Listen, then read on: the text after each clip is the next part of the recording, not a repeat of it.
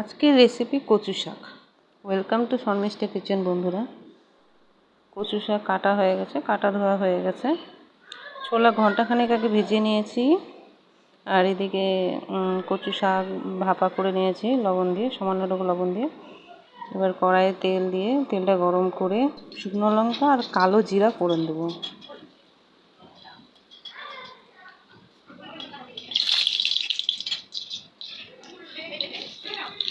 শুকনো লঙ্কা কালো জিরা ফোড়ন দিয়ে দিলাম।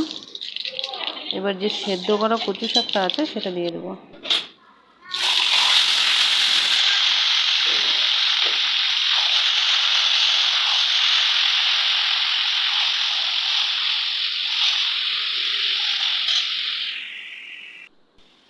সামান্য পরিমাণে হলুদ লবণ, মানে স্বাদ অনুসারে আর কি হলুদ লবণ দিয়ে দিলাম।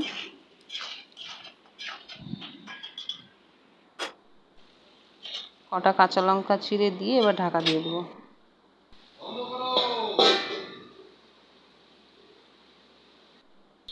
ঢাকা 5 মিনিট পর উঠিয়ে আবার একটু নাড়াচাড়া নিয়ে করে নেব। ভালো দেখতে হবে যে কচু শাকটা জলটা কতটা শুকিয়েছে বা কী ব্যাপার। এই জন্য 5 মিনিট পরে ঢাকনা উঠে একবার নেড়ে নিলাম। এবার যে ছোলাটা ছিল সেটা আমি প্রেশার কুকারে 2 সিটি দিয়ে নিয়েছি।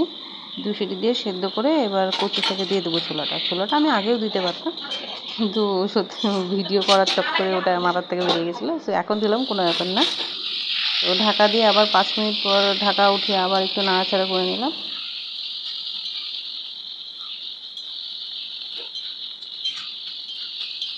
মানে ছোলা দেওয়ার পরে আবার ঢাকা দেওয়া হয়েছিল, ঢাকা দেওয়া হয় 5 মিনিট পর আবার ঢাকা উঠে আবার একটু ভালো করে নাড়াচাড়া করে নিয়ে এবার দিলাম সামান্য পরিমাণে চিনিটা অপশনাল, যা ভালো লাগবে দিবে, না ভালো লাগলে দিবে না। আমাদের নিরামিষের চিনিটা লাগেই আর কি, মানে আর কিছু থাক না থাক মিষ্টিটা চাই।